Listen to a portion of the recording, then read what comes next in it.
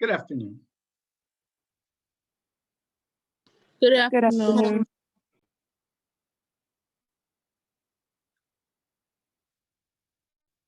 Good afternoon.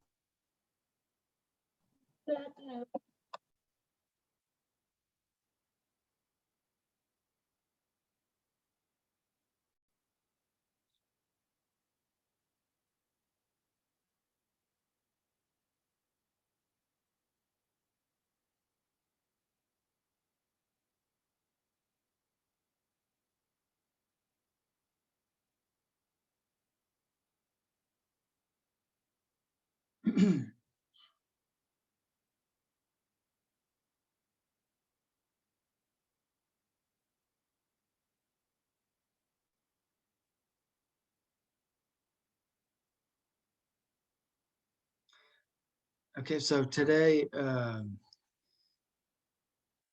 we're gonna start, or we're gonna have like part one of our grammar, I guess our 4-part series. Part 1 and 2 will have to do with subject-verb agreement, and then the rest next week will be sentence boundaries, fragments and run-ons and comma splices. And we'll touch upon verb forms somewhere along the way. But today we're going to kind of sort of lay the asphalt down. I don't know if that's a good asphalt. Pave the way for discussion of grammar things. Let me see something. This is annoying me.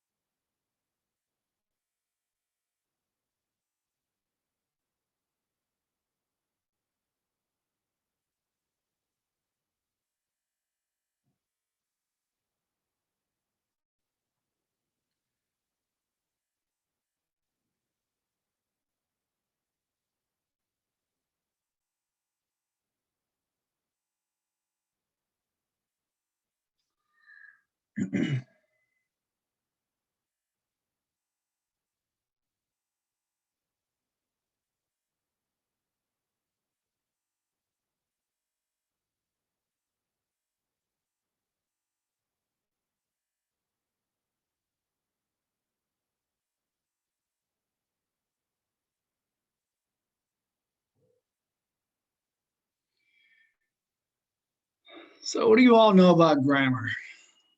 It's an ugly 4-letter word, right? We like to talk about grammar.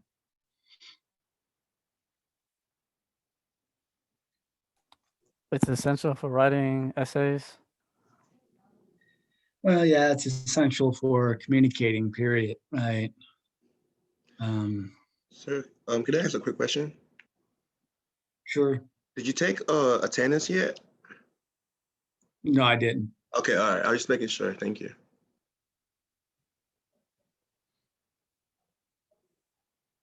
It also makes our sentences proper.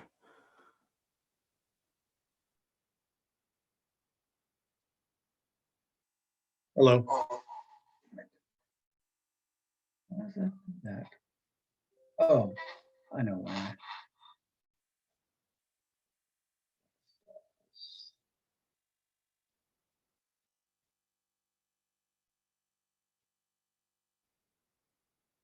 Does that help? Oh, it does. I'm gonna echo here.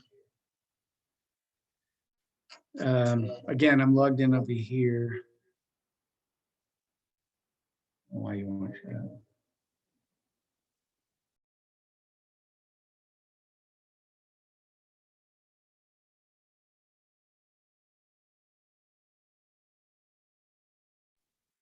Is that better?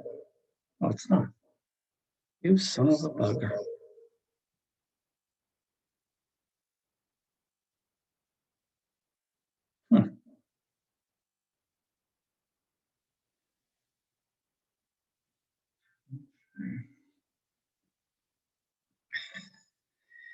If we mute ourselves here.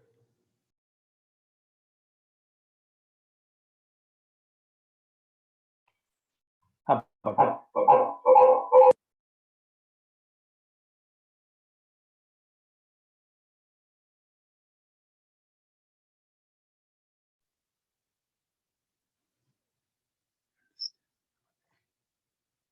There we go. Can you hear me?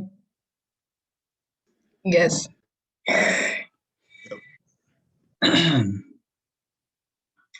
So yeah, grammar is essential, but grammar is, well, there are two types of grammar that people will talk about if you're a grammarian or a person who studies language. Prescriptive grammar and descriptive grammar. Prescriptive wants to tell you how it's supposed to be. It's this way, not that way, do this, don't do that, whatever. Proper grammar, right? Back in the day when we learned it. Descriptive grammar has more to do with just looking at the way grammar works, the way language works, and figuring out the patterns. Instead of being rules, they're just, well, this is how it works. So when English teach, if I was old school, and I'm a little bit old school, but not fully old school. But if I was, I'd say, this is how it's got to be. And if you get it wrong, you're going to all fail. But when you're of a generation that kind of questions the rights and the wrongs, you say, well, I don't know. I don't know if there is a right or a wrong. It just is or it isn't, or it's different. So that's a long way of saying that, we're trying to make sure that we're on the page of what we call standard grammar. It's not, that doesn't mean it's right, it just means it's standard, which is a nice way of saying it reaches the greatest number of audience persons in the most effective way. So if I said to you all, something unintelligible, like, I was hungry and me wants to eat right now. What's that song goes? Me want to go home. What song? Can't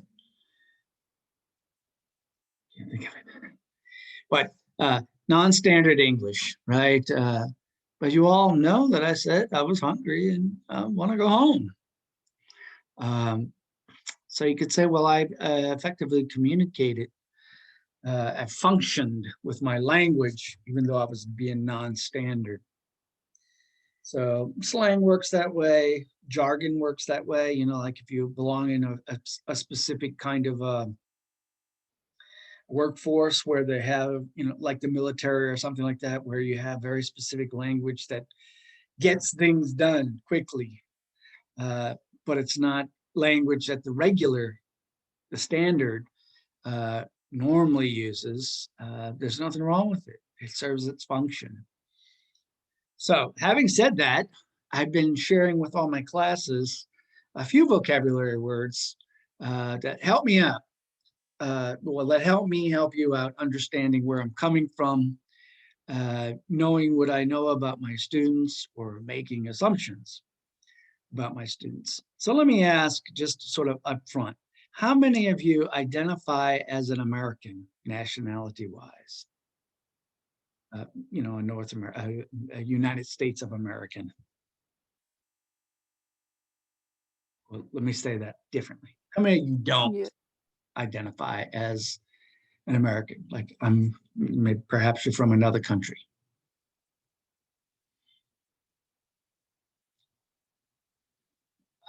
No Canadians or Mexicans or Brazilians or anything in here.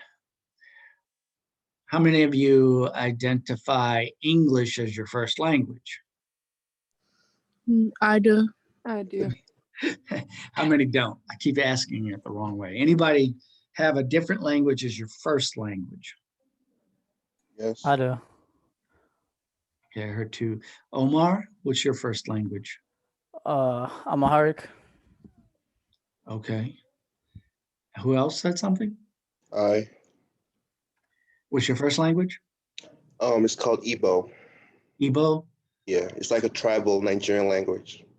Nigerian, okay. Well,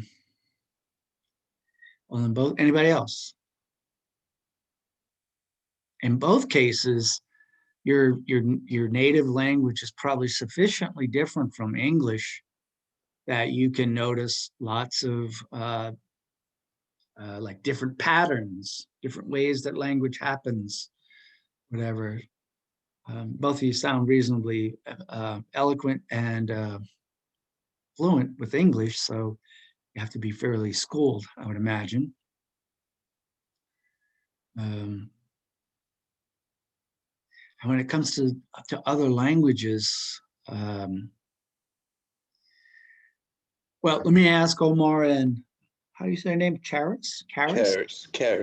Charis. Mm-hmm. Have you noticed that kind of the sort of the like the mixing of languages in your mind or whatever kind of affects the way you say things or maybe the way you approach, phrases or whatever? Not really. Sometimes when I'm speaking, it's because I'm fluent in both, I Right. guess. So it's not like very hard for me. But when I was younger, at times, yeah, it was a struggle. I had to take ESL. So, Okay. but other than that, yeah, it was easy. Yeah. Well, that's a problem if you're fairly fluent. You'll see when we talk about this, if you're an adult, if you're, well into your adult years, and you suddenly have to, or you need to learn a language, a different language, then that's when all the kind of the confusions happen because language doesn't work the same always. Usually when you learn it from a younger age, that's the value of learning another language when you're young is you learn them both pretty equally. Um, so how many, let me go back to my how many's. How many of you identify as,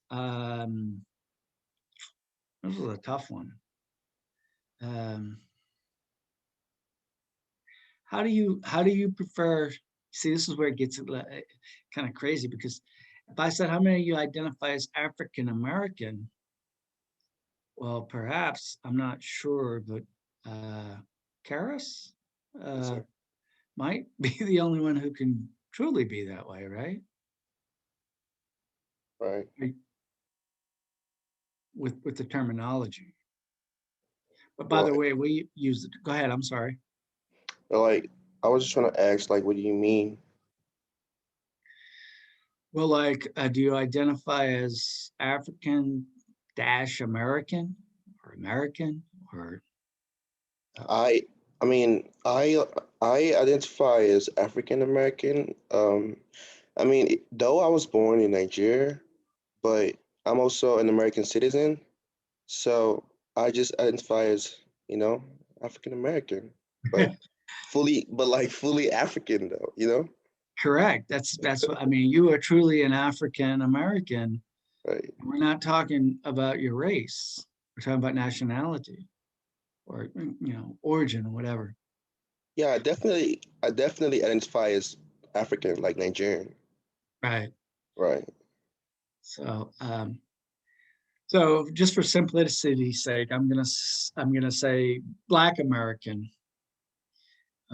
Or how many? If you don't, if your origins are different, at least you feel schooled enough in Black American language and culture that you can say you're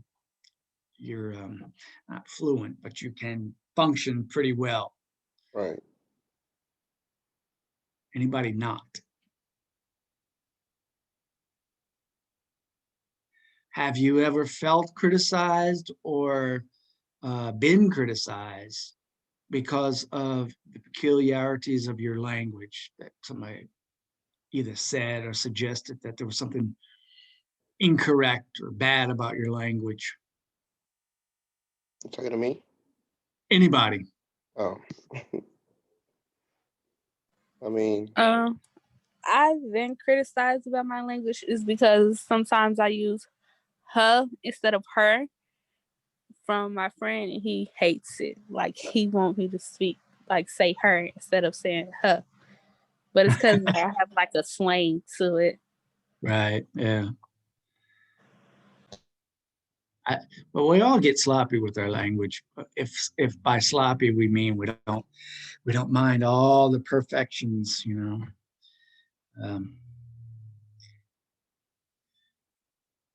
Have you ever criticized anybody for their language? How about that? Even if it's just in your mind, like, oh, that person talks stupid or doesn't sound very articulate. No? Yes. Well, uh, do you think there's something accurate about that? That if somebody has sloppy language or uses a lot of slang or curse words or whatever it is, Definitely.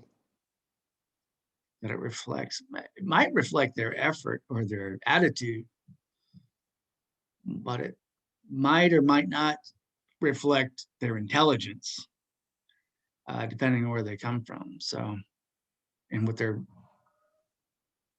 all around background is, you know, whether it's language, culture, whatever.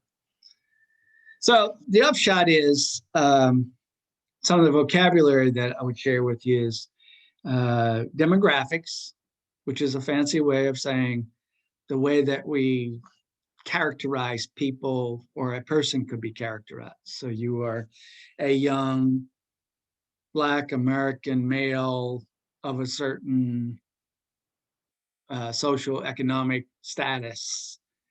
You're Texan, your religion, perhaps your nationality. All those things are demographics. The demographics of my students at Prairie View A&M, because it's a you know what's the right word I'm searching for, like a well-established HBCU, is that young Black Americans, right? Doesn't mean they're all young Black Americans. I've had older students.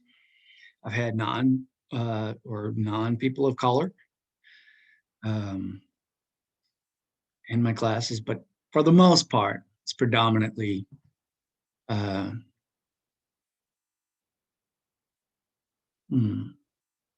predominantly Black Americans, I think. I've had some Asians and a few white people.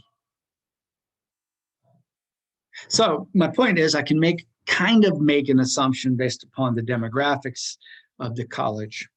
And if you're young, if I say young Black Americans and you're schooled in the language, then that's why I asked the question about, you know, whether you've ever been criticized, because popular culture might criticize, you know, I don't know if that would sound redundant. Popular culture would criticize culture, but, you know, depict people in less than, you know, positive ways or whatever. So the upshot is what's now called African American, and that means Black Americans, not, you know, Black people from other countries or whatever.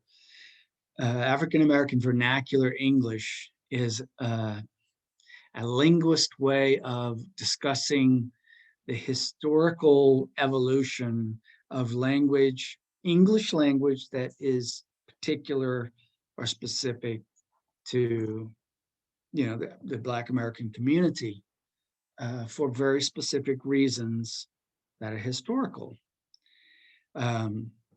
And so these quick videos that I'm going to show you, and we're not going to watch them all, but you know, you can watch them on your own if you're interested in language, especially in how language evolves.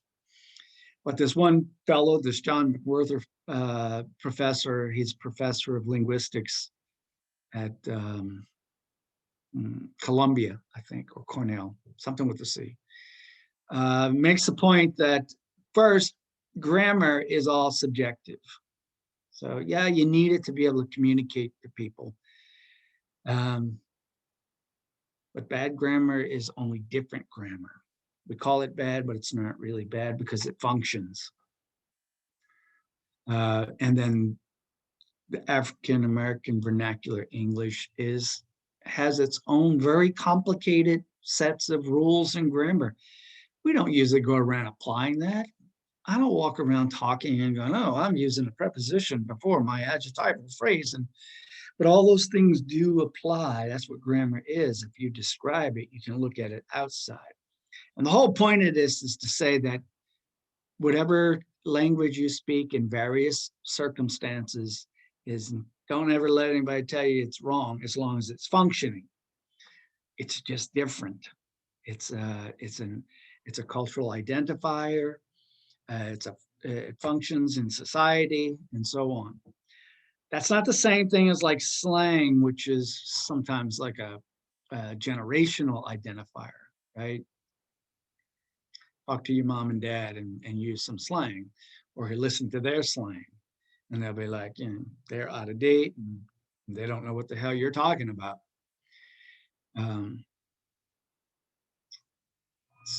Without further ado, if I can find it, and it works, let's pray it works. John McWhorter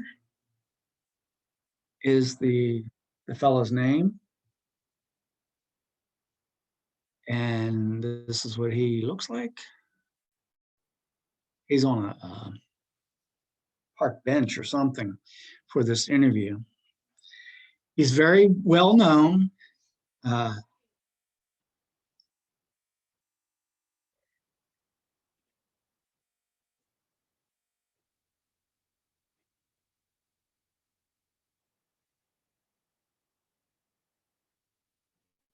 Their English became a little. African slaves who were already adults learned English very quickly. So various things happened to it. One thing that happened to it was that their English became a little bit simplified because, as we all know, it's harder to learn a language as an adult than as a child. So there are aspects of Black English where things that are in standard English are elided, and so not using the verb to be as much. Now, we're often told that those not usings of the verb to be are very systematic and regular, and they are, but it still matters that verb to be isn't used as much. There are various things like that in Black English where standard English is abbreviated somewhat. There are other aspects of Black English, though, that are markers of the fact that it was an in-group code, that it was human language like all languages, and therefore it developed complexities of its own. So if you hear a Black person saying, "She be working there every Tuesday," you hear the be and you think, well, that person didn't conjugate the be, and they didn't. But that usage of the be indicates very explicitly there's something that the person does habitually, that is, every Tuesday. The person would not look out the window and say, oh, there she be walking by. That's minstrel. That's not the way anybody talks. So that be is actually grammar. Now, because most human beings speaking any dialect or language aren't aware of the full grammar of what they speak, almost no Black person who isn't a linguist or an education specialist could tell you the grammar of that be. They have to be told about it, just like you and I have to be told about any number of things that we say. Nevertheless, it's there, and one could come up with a whole list of grammatical features of Black English. What stands out to most people, though, is that Black English seems to break so many of standard English's rules. And the fact of the matter is that that's true, but the way that Black English developed from standard English of the 16 and 1700s, although even that is speaking in a sloppy way, because what the slaves heard was vernacular Englishes spoken by very vernacular people. But oversimplifying it, to the extent that Black English simplifies modern English is very much a simplification of Old English. And so to the extent that we hear Black English as some sort of broken English, what I'm speaking right now would be heard as a broken English by peasants in merry old England. These are the sorts of things that happen to languages, and the takeaway lesson is that no group of human beings end up using something that isn't full, systematic, and nuanced speech. And so if a Martian came down and were assigned to take down what English is, and they happened to land in South Central Los Angeles and they didn't know the difference between that and Scarsdale, New York, they would spend a very long time trying to figure out what the grammar of English was, and it would not occur to them that the language that people were using in South Central LA was somehow ding-dong or uninteresting or simple compared to the language that they had taken down in Seoul, Korea, or the language that they had taken down in Paris, France. All human beings speak complex language. There are slight differences in degree of complexity, but the degrees are so slight that frankly they would largely only interest a linguist.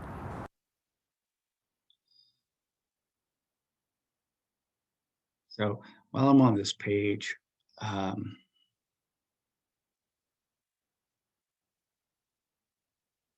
haven't watched all these, but I'm just looking at some of these titles. If you're interested in this kind of cultural exploration, this could make a good research paper. Obviously, I haven't done all the work. You'd have to do some of the work. But there's a lot of controversy, especially in the past few years, regarding, not just language, but cultural things, Black Lives Matter, and this stuff here. I haven't watched this, but how anti-racism hurts Black people. That's a whole movement that I've seen other videos. I haven't seen this one, but where people talk about, I think he's the one that actually, maybe it's somebody else, I'm not sure, but they talk about anti-racism as becoming like a religion. So like a guy like me, clearly a white guy, I got to be careful what I say because I might be sacrilegious. And it becomes like, actually, according to these people, oppressive to advancing the cause of African Americans. Anyway, I'm just letting you know there's a lot of interesting cultural things out there if that's something you're interested in to explore for a research paper. I'm not going to really show you the other one where he's talking about grammar in general and how there's a standard grammar and then there's all the other grammars. The reason that a lot of schools stop teaching grammar in a formal way is because of a new fashion. I can't get this up. So you might even think that he's kind of criticizing people like me who are interested in language and interested in the idea that there's no right language because it came. He won't shut up.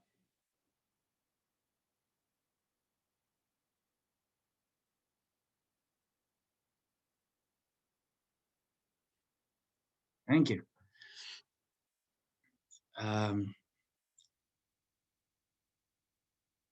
So here's another word I was going to learn. Yeah, I can get there. I was watching, what's his name? Don Lemon? You don't know who that is? I'm not sure. He's a newscaster fellow on like CNN, maybe. Yeah. That's his name, Don Lemon. Don Lemon, yeah. Yeah. I don't know. It was some show and they had a bunch of talking heads on there and they were talking about, I think, Trump or something. And he said, he would go again. He said, it's like deja vu all over again. And then he corrected himself. He said, well, deja vu all over again is redundant, right? But that's actually a phrase that was coined by Yogi Berra, which was a baseball player who had all these crazy things he would say that almost made sense. So he corrected himself, even though he was kind of right. So microaggressions. Microaggressions, in a nutshell, are when people say things that are offensive to somebody, even though they don't mean them to be offensive. So, Karis, for somebody who is from Nigeria, you're pretty smart. And you're like, is that supposed to be a compliment? Jay Barana, for a young female, you're pretty articulate. You feel like I praised you there? Lydia, for a girl, you're not too dumb.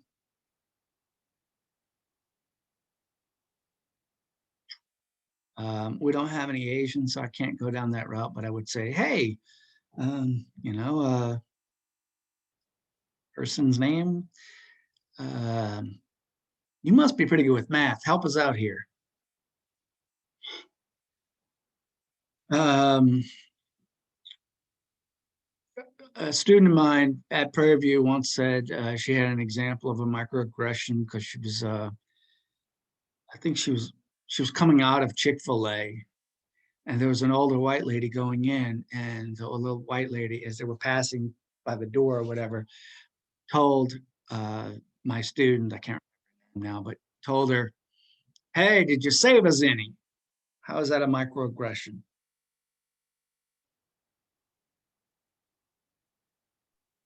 Anybody?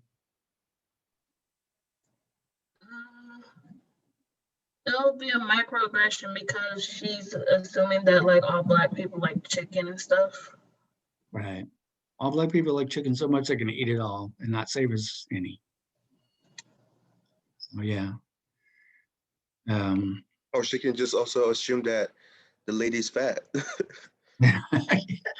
Hey, if she was fat, that's a good point. Yeah. That would be like a microaggression. It would be based upon body shaming or whatever, right? Right. So microaggressions are basically offensive things that people say that they don't really mean them to be offensive, but they still are offensive, usually about some demographic, your weight, your nationality, whatever it would be, your race, your religion. So why am I talking about that? Well, I think it's important. It's an important word to know about, at least the idea that these things happen. And I'm sure it's happened to some of you all where you felt somebody was being offensive to you, even though they weren't going out of their way to do it. Anybody want to share one of those kind of things? When they assume something about you because of the way you look or whatever. I used to get this a lot in middle school, but since I have short hair, a lot of people will assume automatically I'm a lesbian, which that's not the case, but they just assume me anyway. And that's a pretty good one. I had a student last semester that wrote about this actually, that because she wasn't dainty, tiny, dainty, and feminine.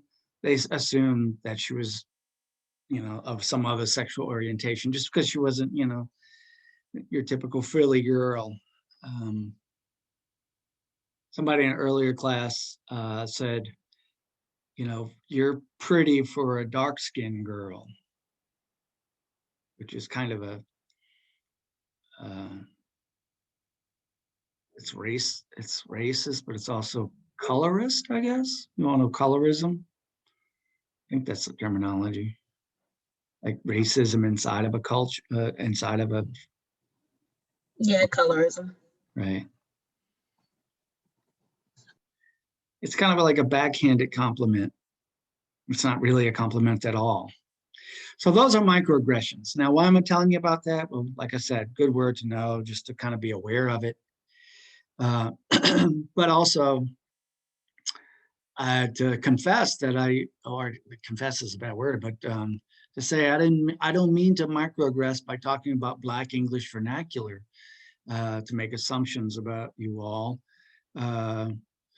based upon anything that people make assumptions about.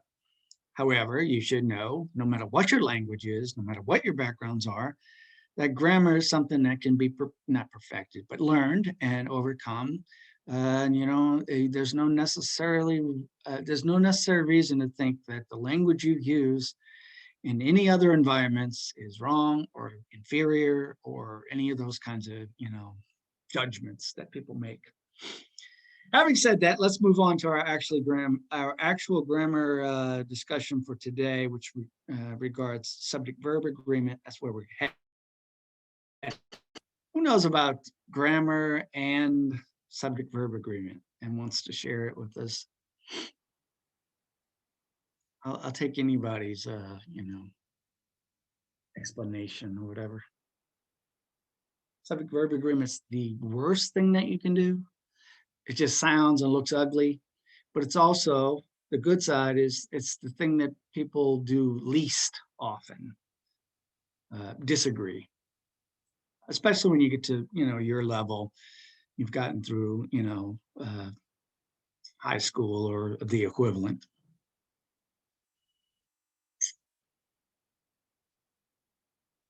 Many people good with grammar in general, but also subject-verb agreement. This right here, this link right here, I'm going to go ahead and open it, but we're not going to look at it yet. It's just a handbook. Both of these are handbook informations. Handbooks are just books of grammar rules and stuff like that. They're just there as a tool for you if you need it. I don't go through books religiously like that. I just kind of present it myself the best way I know how. There are 4 major grammar errors, and it can be broken down into 5, 2, 1 being broken into 2. Half of them have to do with verb usage, and the other half have to do with recognizing your sentence boundaries, where one sentence begins, I don't know which way I'm going, and the other ends. Those are the only things that we're going over together because we're not really a grammar class. But if I can help you eliminate those from any usage that you have, you will be, 110% more, at least written, better off, more effective. I'm going to say this multiple times, just so you remember it.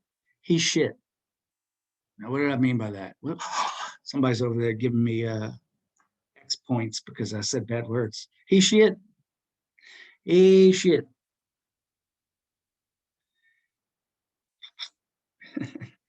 I'm saying he, she, it. He, she, it. Pronouns. He, she, it. Remember that. And I did use the bad word as a mnemonic device. It's a fancy way of saying memory device. We'll come back around to why I'm saying he, she, it. Isn't there more than one pronoun? Yeah, there are many pronouns. Those get grouped together because their verbs always go together. Oh, okay. Or 'Cause conjugate. I know a lot of people use different pronouns nowadays. Well, that's a different issue. If you're talking about like gender issues, like the they for persons who don't identify as a he or a she. Is that what you mean? That's what I was pertaining to. Yeah. In Canada, a couple of years ago, they even passed a law where people, you were supposed to call people of other gender identification that they had, I don't remember what they were, but they were like new words like ZHX or something. That's not really our issue. I'm one of those people who thinks if you identify however you want to, and I'll call you whatever you want me to call you.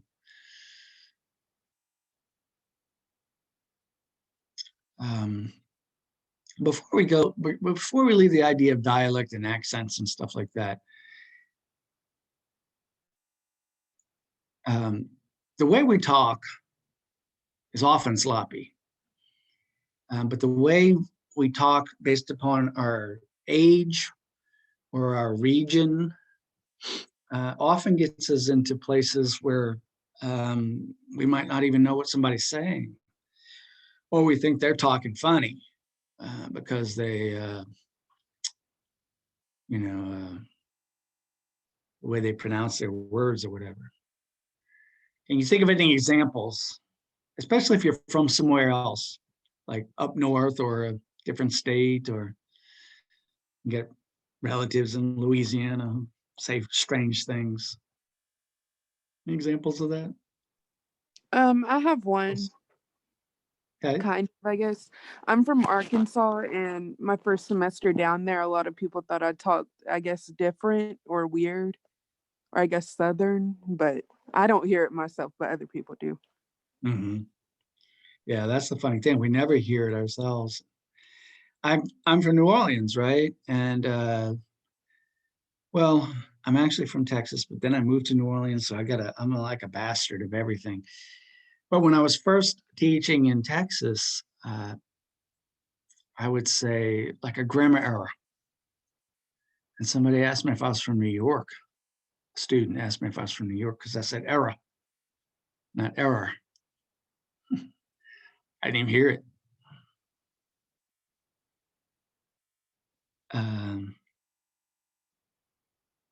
Anybody else? Like, you asked for a soda and I said, a soda? What do you want? You mean you want a Coke? You want a pop? Fizzy drink? Trying to think of some others, like A cold drink.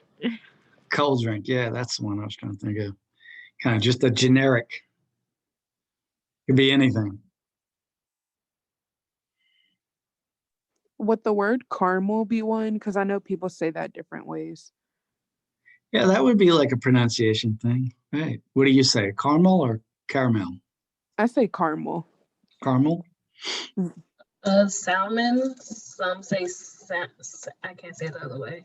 I say salmon, but I know people say it differently. Right.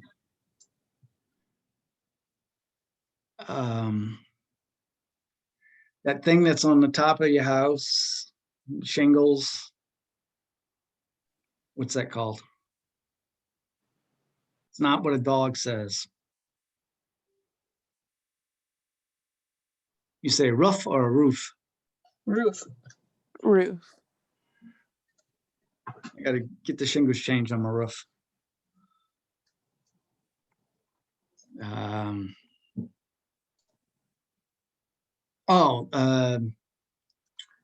Those little nut things that come, you crack them open and they come from Georgia. A lot of them come from Georgia or someplace in the South. Pecan? Okay. Pecans. Pecans.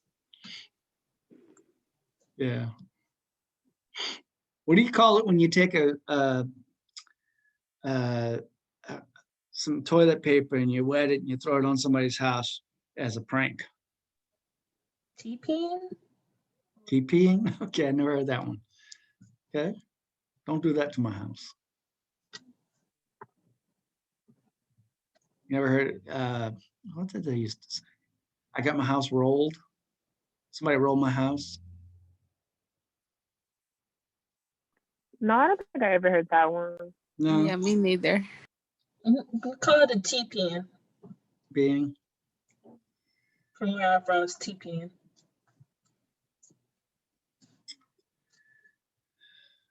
I can't think of any others, but those are examples of words that just get said differently. If you're from Louisiana, you know what I'm talking about. If you're not, and I said lanyap, would you know what I meant? I got some lanyap for you. Nope. No clue. Mm-mm. Lanyap? Lasagna? Well, if you want an extra scooping, that says a little lanyap for you. I don't know what the meaning of it is, the origin, but it just means a little something extra. You know, like, you know, you buy something and they go here and they give you a keychain or something. It has a little lanyap. See, that's regional. And then there's a story that my professor told me in college. It was a linguistics class. So he was telling a story about how dialect, you know, the way you say things Like if you're from New York and you talk like this and you're gonna park your car on the sidewalk or whatever, don't park your car on the sidewalk. Got the cops that come and bust you or whatever, that's dialect. It's related to accent. If you're from Boston, you talk like that, if you're from wherever, California, and you talk all belly or whatever. This boy, he was from like, I don't know, the backwoods of Alabama or something like that. You see, I just said Alabama. And he talked funny because he was a country boy from Alabama, and he went to Florida to live. And this is back in the day, by the way, many years ago. And he went into the hardware store and he asked the clerk, he said, "Hey, can you tell me where I can buy me a piece of ass?" The clerk said, "I beg your pardon? I need to buy me a good piece of ass." The clerk said, "Look, we don't do that around here. You're going to have to take it out of here with that kind of talk."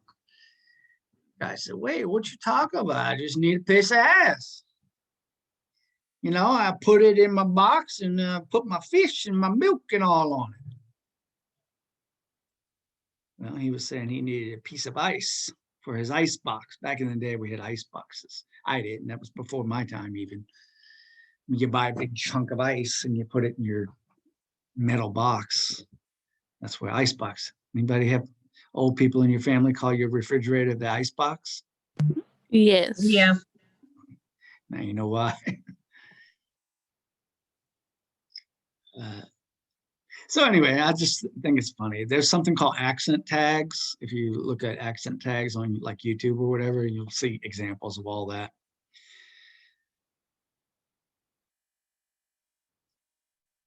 So this right here, we're going to look at as our kind of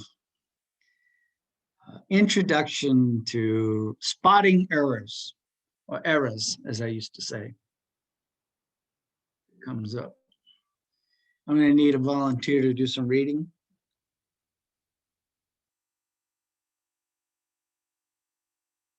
Anybody want to practice your oratorial skills for your classmates and me?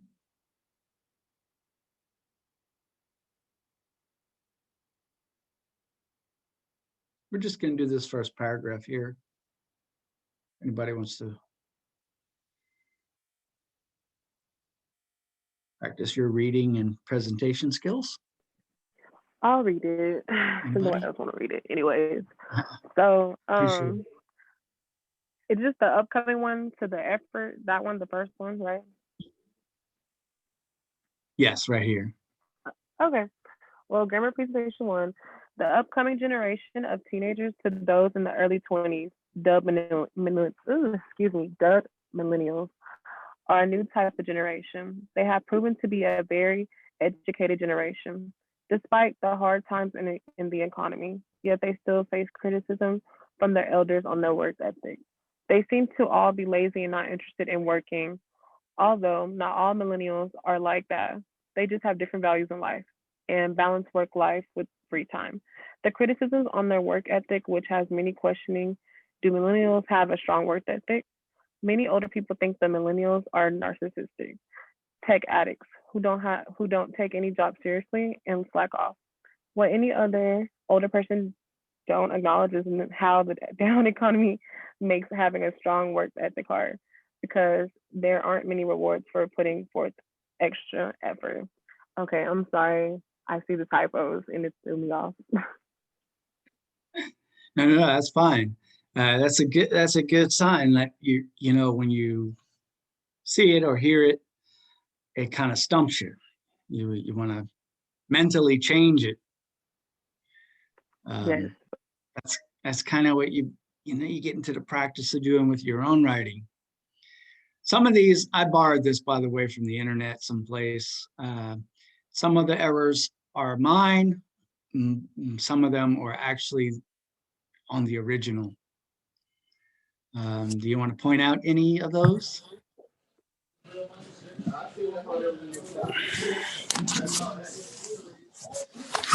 Hey, what the?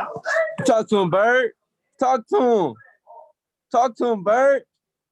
I don't think he knows his mic on. Your mic on. Somebody's mic's on. Get him, Bert. My fault. That's okay. But you wanted us to point out. You wanted me to point it out. The ones that I. Yeah, saw, you or wanted anybody somebody to else. do it. No, it doesn't matter. Anybody.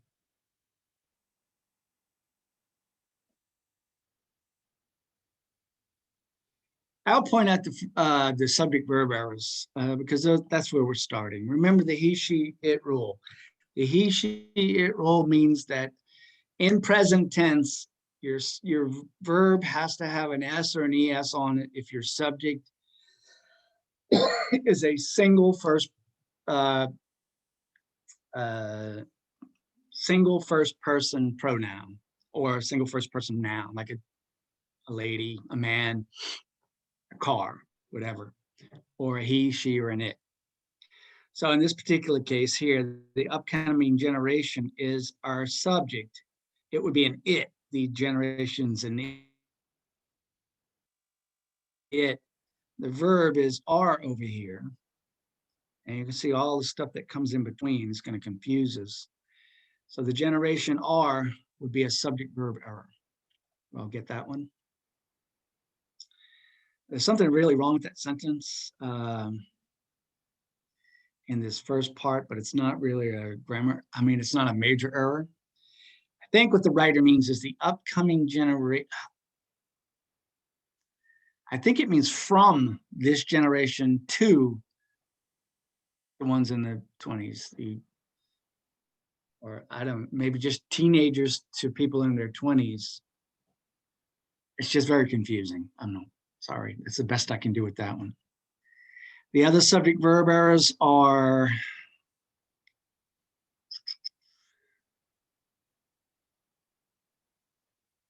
well, who was reading for me just now, by the way? That was me, Alexis. Alexis. You slowed down right here because you knew there was something wrong, right? You even chuckled, Right. I It think. should have been doesn't acknowledge. Yeah. Correct. Actually, I changed that one just to make the boo-boo because it should read, you know, what older people, and then the don't would be correct. So that's why it feels really not so good there. Oh, okay. Yeah, I see it.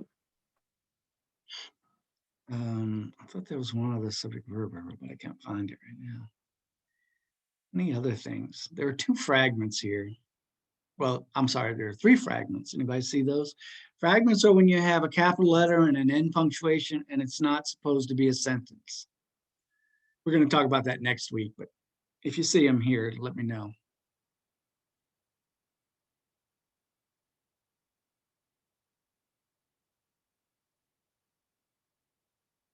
That's one right there. That's not a sentence. The way it's phrased, we're not sure whether it goes over here or whether it goes with this. I think it goes with the previous sentence. Oftentimes fragments occur as afterthoughts, a thought that comes next, but you've already put your period and you move on. This one's a tough one because a lot of students do this one. They use although as a certain type of word, but it can't do this. Although cannot cannot begin a sentence that doesn't have a complete clause somewhere else. This is a clause by itself from here to here, but it's not a clause that can be by itself. And then the last fragment's down here, this last one. That's not a sentence. So when you have words like because and although, you'll have a clause, and then you have to have another clause. They call it subordinate or dependent. Anybody know what narcissistic means? Yes, I feel like. Well, sorry. I feel like it's like. I think it means like they don't see their faults no matter what they do, and they think everything they do is right, and they can't really understand that what they're doing is wrong, even after you tell them, and it just doesn't like comprehend or register in their mind. Exactly. Mm-hmm. Narcissism, if you're a narcissist, that means you're really just self-involved. And so, yeah, you're always right, even if it hurts other people, because you matter the most. Somebody in the early class said, like my brother, I think it was a brother, he's always dressing up and he's always looking in the mirror, and then he'll put his dirty clothes in the middle of the hallway. The hell with other people, if you trip over it. Just worried about himself.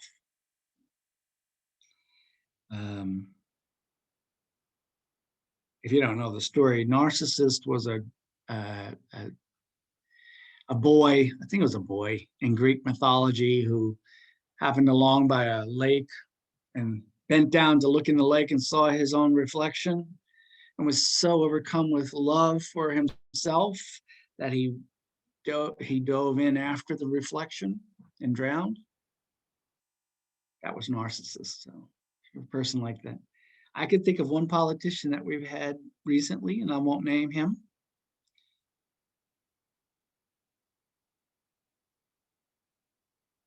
I tell you a funny story though I saw on TikTok. I don't know if it's true. She was from Great Britain or something, and they were talking about slang for fart. Apparently, a slang word for fart in England is trump. I just trumped. That's not a joke. It is funny. The last thing I'd ask about this is not really grammar related.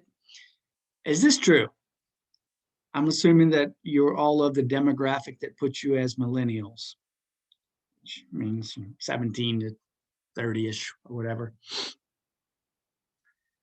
Are you lazy and not interested in working? Is that a true statement about millennials? No, that's not a true statement. Well, you're not lazy? You're not afraid of work? Nope. Anybody want to challenge whoever was talking? I don't know. I can't. I can only see like two people.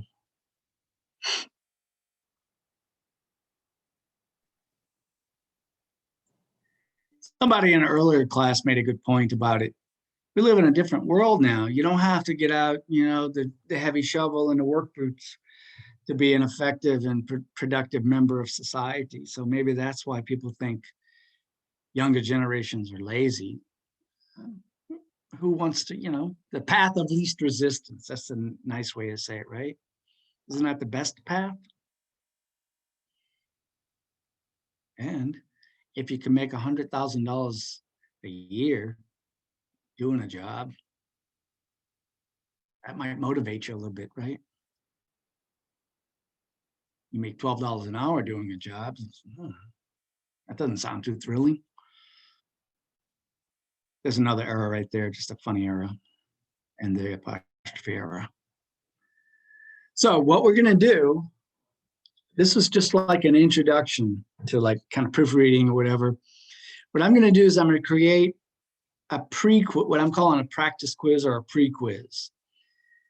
It'll be like the quiz that you're going to take on subject-verb agreement, but with different, problems. They're not really problems, but different items.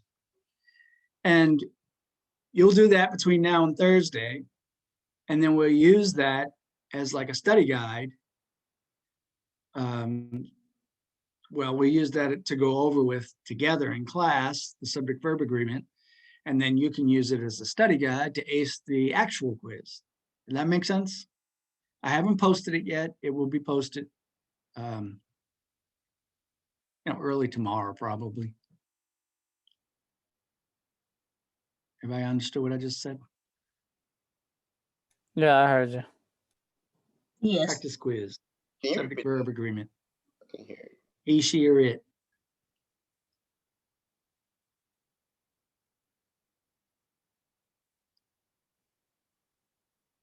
Now, Karis, am I saying your name right? And Omar.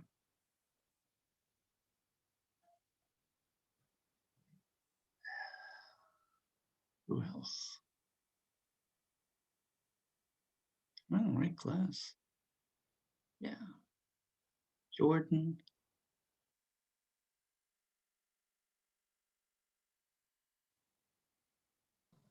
Is there? Who's that? Who just answered me?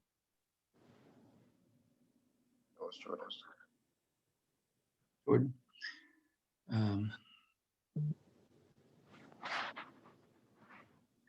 Just as a side thing, when I sent out the email to a few of you about attendance, that wasn't meant as criticism. I have to report attendance, that's all.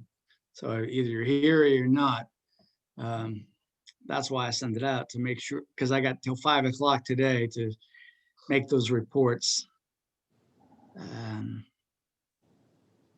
Or I get fussed at. So let's see who's here now.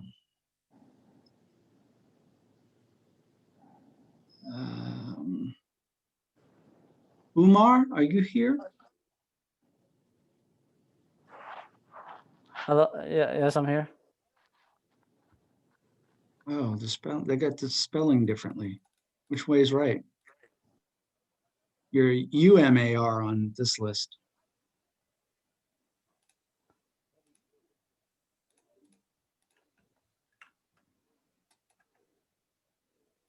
You said what?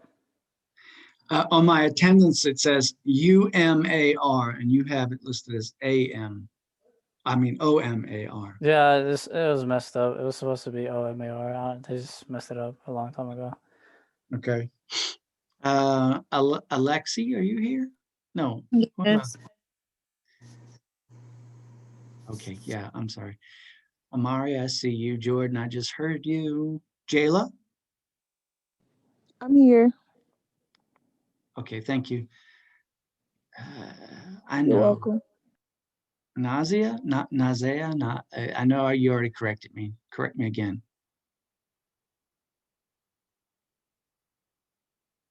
Or are you not here?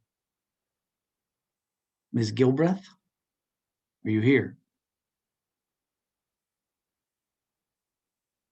Okay, sorry.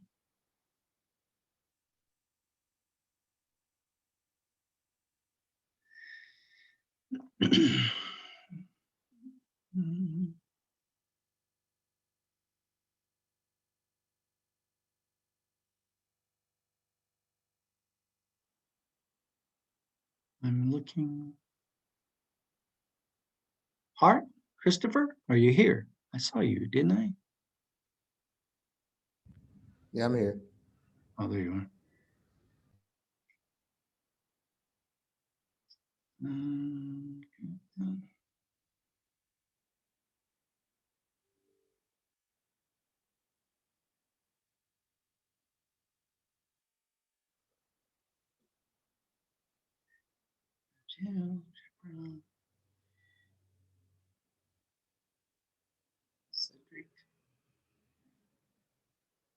Darius, are you here?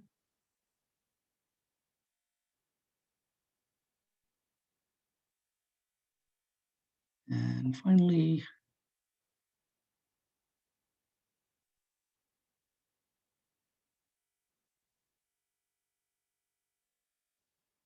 I'm pretty sure I saw this name. Rihanna?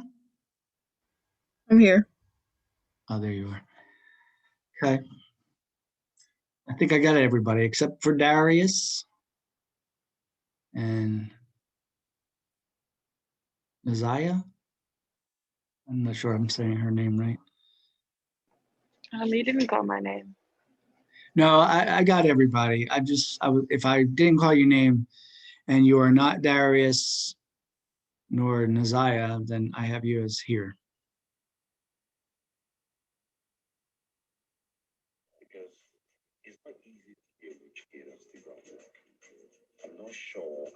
So just look out for that it'd be like 10 questions. You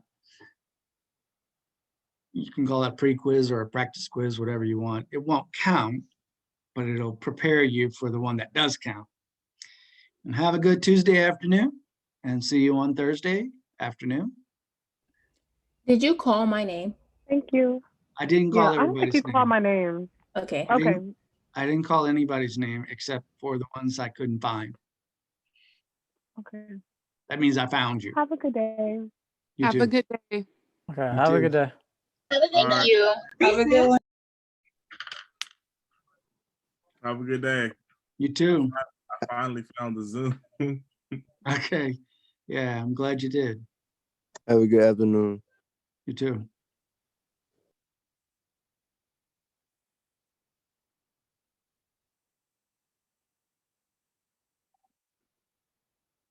Oh, my goodness.